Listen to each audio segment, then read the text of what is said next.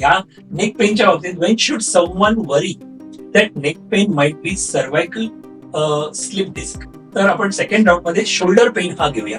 तर shoulder pain कोणाला असतील तर त्यापैकी प्रश्न आहे. तर बघा मित्रांनो, तुमचा पण हा प्रश्न आहे का? Why does shoulder pain become common after the age of 40? 40 वर्षानंतर म्हणजे 40 झाल्यानंतर खांद्यांचे दुखणे का वाढते? फ्रोझन शोल्डर हा प्रश्न आहे. व्हॉट इज फ्रोझन शोल्डर आणि Y is it common in diabetes? आता मेनी जिम गोईंग यंगस्टर्स सफर शोल्डर इंजुरीज. आपण जिम जाणारे आजकाल किती फ्रीकआउट्स असतात, म्हणजे आजकाल ते एक क्रेज पण आहे. आणि what mistakes are they making? Gym करणाऱ्या तरुणांमध्ये खांद्यांच्या दुखापती का होतात आणि ते कोणत्या चुका करतात? Can physiotherapy cure most shoulder problems without surgery? Physiotherapy हा इलाज नाही.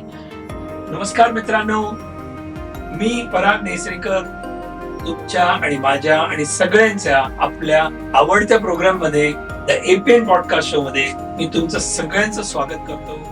की तुम्हाला कुणाच्याही आयुष्यामधलं पेन जो असेल, म्हणजे I am talking about physical pain top to bottom, बरोबर. तो कमी करण्याच्या मध्ये तुमचा हातभार राहिला पाहिजे आणि म्हणून यू चूज दिस. आणि थ्रू आउट माय एमबीबीएस जर्नी, म्हणजे एमबीबीएस ला कसं असतं, over a period of 4.5 years तुम्हाला वेगवेगळे सब्जेक्ट्स असतात. सो त्याच्यामध्ये मला रिअलाइज झालं की दोन प्रकारचे डॉक्टर असतात. एक असतात एमडी डॉक्टर, जे स्पेशलिस्ट आपण म्हणतो, आणि दुसरे असतात एमएस. एमडी म्हणजे जे तुम्हाला औषधं देऊन ट्रीट करतात, म्हणजे आयव्हीच्या माध्यमाने किंवा ओरल औषधाने ट्रीट करतात. आणि जे एमएस डॉक्टर असतात, ज्याला मास्टर ऑफ सर्जरी, दॅट कोण जे सेलिब्रिटीज असतील त्यांची मोर प्रोटेक्टेड लाईफस्टाईल आहे. तर त्यांच्यामध्ये जराही पेनला मे बी एकदम लगेच ते काळजीपूर्वक हे करतील. पण इन जनरलाइज पॉप्युलेशनसाठी माझं एवढंच म्हणणं आहे सगळ्यांसाठी, की जर तुम्हाला त्रास किंवा पेन होतो आहे, it is always better to not avoid it immediately. आपल्याकडे काय ओव्हर द काउंटर बऱ्याच गोष्टी मिळतात, त्यामुळे पटकन काहीतरी पॉपअप केलं, ते स्वतः सेल्फ मेडिकेट केलं.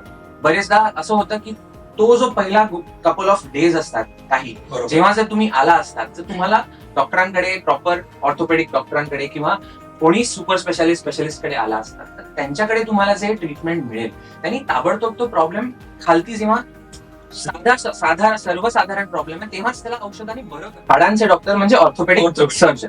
पण let me burst that myth today as वेल.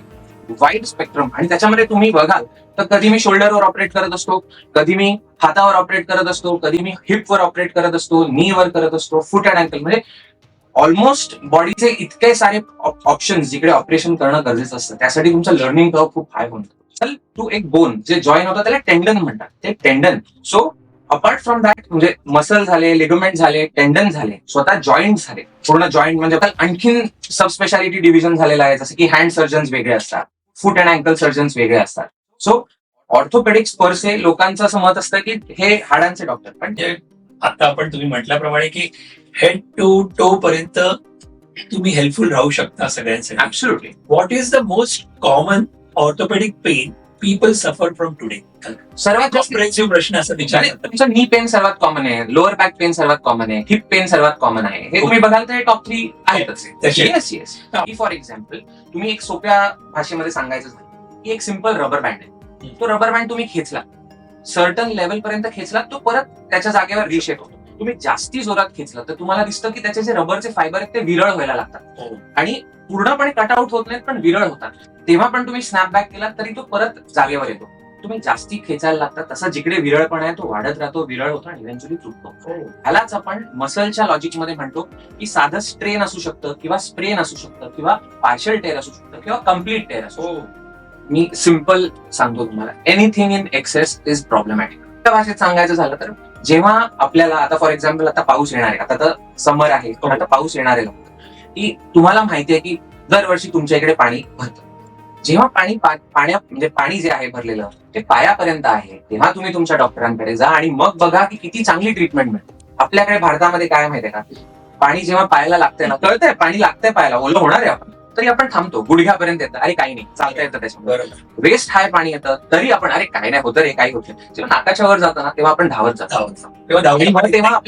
तेव्हा आपल्याला मिरेकलची एक्सपेक्टेशन असते. जेव्हा एखादी गोष्ट तुम्हाला सिम्पटम येतो आहे, जसं की तुम्हाला दुखतं आहे, ते प्लीज अंगावर काढू नका, टाळू नका. तुमच्या ओळखीच्या जे कोण स्पेशलिस्ट असतील, जसे की ऑर्थोपेडिक डॉक्टर असतील, अजून कोणी सुपर स्पेशलिस्ट असतील, त्यांच्याकडे जाऊन दाखवा. पण तेच आपण अंगावर काढलं, टाळलं, महिन्याभराने गेलं की तोच प्रॉब्लेम. कारण बघा, प्रॉब्लेम आहे तो आपोआप तो बरा होणार. बॉडीचे पार्ट्सच्या हिशोबाने आपण प्रश्न घेऊया. म्हणजे बरोबर. जसे की कोणाला डोक्यापासून नेकचे प्रॉब्लेम असतील, मग शोल्डर्सचे असतील, बरोबर. मग आपण ट्राय करूया आणि तुमच्याकडून आम्ही काही प्रश्नाची उत्तर अपेक्षा करतो. हेड आणि neck pain.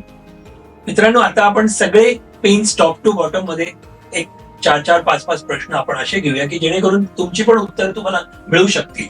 Many young people today complain about neck pain due to mobile किंवा लॅपटॉप यूज. आपण त्याला टेकनेक पण म्हणतो, रिअल प्रॉब्लेम. तर आजकाल हा परत तेच, म्हणजे तुम्ही सांगू शकाल का की हा नेक प्रॉब्लेम जो आहे याच्याविषयी काय म्हणजे तुम्ही सर म्हणजे सांगाल? बघा, स्क्रीन टाइम हे जे 2000 सालापासून जेवढा वाढलेला आहे, पूर्ण आपल्या ह्युमन्सच्या एव्होल्युशन हिस्ट्रीमध्ये कधीच नव्हता. सो त्या स्क्रीनमुळे आपला एक पर्टिक्युलर अँगल नेकचा होतो. त्याच्यानंतर तो जो constantly hours and hours without moving our neck आपण हे करतो, तर त्याच्यामुळे एक पर्टिक्युलर अँगल मध्ये तुमचा सर्व्हायकल स्पाईन जर गेला तर लॉंग टर्म मध्ये त्यांनी त्याच्या अराउंडचे जे पॅरास्पायनल मसल्स असतात, तर ते मसल्स कधी ना कधीतरी त्रास देणार आहेत. कधी ना कधीतरी तुमचे जे सर्व्हायकल स्पाईनचे वर्टिब्रे आहेत किंवा त्याच्यामधले डिस्क आहेत, त्याच्यामध्ये तो त्रास सुरू होणार. की how can someone know if their neck pain is muscular or related to spine? छोटं माझं मान दुखायला लागले की लगेच काही ऑर्थोपेडिक डॉक्टरांकडे जायला पाहिजे किंवा जातात लोक, असं होत नाही. तर पण मला समजायला स्वतःला, आज आपले प्रेक्षक एवढे पाहत आहेत की माझे इथे मान दुखते किंवा काही असेल, तर हे मस्क्युलर आहे का स्पाइनच्या रिलेटेड, हे मला समजू शकतं का? बिंग किंवा आपली जी तब्येत असते ती independent of your social status, caste and creed, lifestyle आणि काय म्हणतात, कोणतरी जो खूप श्रीमंत आहे, कोणतरी जो खूप गरीब आहे, ह्याच्यामध्ये डिस्क्रिमिनेट करत नाही. देवाने शेप दिले, देवाने ती म्हणजे पेन दिलेलाच आहे. ऍब्सोल्युटली. म्हणजे आता फॉर एक्झाम्पल कोणी जॅव्हलिन थ्रोअर, आपले नीरज चोप्रा त्यांनी कसं इंडियामध्ये प्रसिद्ध केलेलं आहे, तर सारखं तुम्ही शोल्डरवर एवढं जर्क देणार तर तुमचं पूर्ण रोटेटर कफ, ज्याला आपण शोल्डरच्या अराउंडचा टेंडनचा पार्ट म्हणतो, त्याला सारखं त्रास होऊन की तिथे खूप इन्फ्लमेशन होऊन जातं, तिकडे इंजुरी प्रोन होऊन जातात. म्हणजे ऍथलीटचे एनर्जी आणि ऍक्टिव्हिटी डिमांड वेगळ्या आहेत. मी स्वतः मित्रांनो, तुम्हाला अशा वेळेला तुम्ही पण असाल का बाबा, 4 ते 5 किलो मी चेंज केली. आज अफोर्ड करू शकतो म्हणून काही असेल, पण आपण ही एवढी नरम आहे किंवा ही अशी, तर असं होत असेल तर कुठली राईट आहे आणि कसं करावं? त्यांना तुम्ही खूपच सॉफ्ट पिलो दिली तरी प्रॉब्लेमॅटिक आहे, त्यांना मग थोडं फर्म पिलो पाहिजे. सो इंडिव्हिज्युअल नीड्स डिफर आणि त्यामुळे एक गोल्डन आन्सर ह्याच्यासाठी नाहीये. जो तुमची एज, तुमची स्टेज आणि तुमचा काय प्रॉब्लेम आहे त्या हिशोबाने आपण पिलो रेकमेंड केली पाहिजे. मित्रांनो, तुम्हाला पण आवडले असेल की डॉक्टरांनी आता काय सांगितलं, तुम्ही बघितलं की घाबरू नका, सगळ्याचं सोल्युशन आहे. म्हणजे दिस इज मोर इम्पॉर्टंट, कारण घाबरून आणखीन आपण काहीतरी रॉंग डायरेक्शनला जाऊ शकतो. आणि खरंच लोक क्या कहेंगे. मित्रांनो, असं होतं का बघा, मला पण असं होतं की अरे तू एवढं, म्हणजे काय म्हणायचं, एक्झाम्पल ट्रेडमिल वरती त्यांनी 30 मिनिटं धावला, मी 45 मिनिटं धावलं पाहिजे, तो एवढ्या स्पीडला मी आणखीन. आजकाल कॉम्पिटिशन पण असतं, प्लस ते वेटचं मी बघतो, विथ ड्यू रिस्पेक्ट मित्रांनो, तर एवढे वेट केले, मी आणखीन एवढं वेट करतो. जिम मध्ये आपल्याला इन्फ्लुएन्स पण केलं जातं, अरे अजून एक सेट मार, अजून एक सेट मार. अरे माझं कोणाशी काही नाही, पण हा प्रश्न इथे नाही आहे.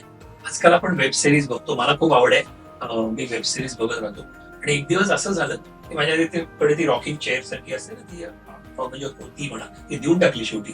पण त्याच्यावरती बसून मला आवडत होतं. तर वेब सिरीज सुरू झाली 10 वाजता, आणि बिलीव्ह करा, पण एवढं ते इंटरेस्टिंग वाटलं मला की त्याचे 8 ते 9 एपिसोड होते. मी सकाळी 4 वाजेपर्यंत का 5 वाजेपर्यंत बघत, म्हणजे एवढं असं ग्रिप होतं. पण I will be very frank with you, me camera समोर बोलतोय आणि तुमच्याबरोबर कन्फ्युज करतो, मला इथे टेल बोन म्हणा किंवा इथे ना पेन व्हायला लागलं. म्हणजे मी अगोदर असा बसलो, आता मी इथे दाखवणं बरोबर आहे का मला माहिती, पण पाय वरती करून आपण असे बसतो ना मस्तपैकी, इंटरेस्टिंग तर इट स्टार्टेड पेनिंग. आणखीन कोणाला पण होऊ शकतं, म्हणजे आपण बघतो एक वेब सिरीज कंटिन्युअस वगैरे. तर हे काय, म्हणजे मग इथे मला गायडन्स काय करू शकता तुम्ही? म्हणजे बेसिकली तुम्ही ज्याला आता हे gen Z, Netflix and chill binge watching केलंय असं म्हणतात. खूप वेळ असा मला वाटते काही आठवडाभर असा होत होता आणि घाबरलो. तर असं जर काही आता आपले प्रेक्षक पण काही ऑडियन्स मध्ये बघत असतील, त्यांना पण कदाचित असं झालं, काय करावं? सर्वात सोपं उत्तर घाबरायचं नाहीये, मला घाबरायचं नाहीये. दुसरी गोष्ट, तुमच्याकडे माझा कॉन्टॅक्ट आहे. आता आपण वेगळी गोष्ट आहे, एक फोन घ्यायचा आहे, कॉल करायचा आहे आणि माझ्याशी बोलायचंय. मेडिसिन इज कस्टम मेड, प्रत्येकाची नीड्स. आणि त्याच्यामध्ये पण म्हणजे तुम्हाला थोडं आणखीन इंट्रिकेटली सांगायचं झालं तर, फॉर एक्झाम्पल, एक व्यक्ती आहे 60 वर्षाचा, एक व्यक्ती आहे 50 वर्षाचा. हे पण आहे. एक व्यक्ती आहे 40 वर्षाचा, सगळ्यांचे नीड्स वेगळे आहेत, सगळ्यांचा जरी सेम प्रॉब्लेम असला, कोणामध्ये कोमॉर्बिडिटीज जसे डायबिटीज, हायपरटेन्शन, थायरॉइड, अजून काही अस्थमा, आधी काही प्रिव्हियस सर्जरी, अशा बऱ्याच गोष्टी झालेल्या असू शकतात. तर त्याला ट्रीट करण्याची वेळ आणि टाइम वेगळा होऊन जातो. एखाद्याचं वय 90 आहे, त्याला खूप सारे कोमॉर्बिडिटीज आहेत. एक आहे त्यांना सर्जरीची गरज आहे, दुसरं आहे whether they are fit for surgery. Exactly. Biggest mistake people make when they have back pain. Pain आहे तेव्हा ते ओव्हर स्ट्रेच करायचा प्रयत्न करतात. त्यांना अचानक आयुष्यात कधी योगा केलेले नसतात, पण कुठून तरी बघितलेला असतो व्हिडिओ, कोणीतरी सांगितलेलं असतं की ही आसनं कर, लगेच बॅक पेन बरं होईल. तर जेव्हा प्रॉब्लेम चालू आहे तेव्हा ते ओव्हर स्ट्रेच करायला जातात, वेगवेगळी आसनं करायला जातात. हा एक झाला. दुसरी गोष्ट, जोर जोरात मालिश करायला जातात. याबरोबर एक प्रश्न की आजकाल असं होतं की एकाने गोळी आणली, असे काही जण असतील, मला माहिती आहे, नाव नाही घेत, पण बाबा एका घरात गोळ्या असतात, त्या राहिलेल्या असतात. अरे ते दुखलेलं होतं, म्हणजे तुझी पाठ दुखलेली ना, हे गोळी आहे, हे घे, ही खूप चांगली आहे, असे जेव्हा करतात त्यांच्यासाठी काय सल्ला तुमचा? मी आपल्या सगळ्या व्ह्युअर्सच्या येस येस. इज इट म्हणजे रिअली द लास्ट ऑप्शन असतो ना? खरं ते तुम्हाला सांगतो, देर इज म्हणजे self medication most often than not leads to side effects. त्यामुळे please do not self medicate. की please use a guidance with your consult with your doctor and accordingly take the medicines. Just because एखादी गोष्ट work for the other person, that does not mean the same thing is required for you.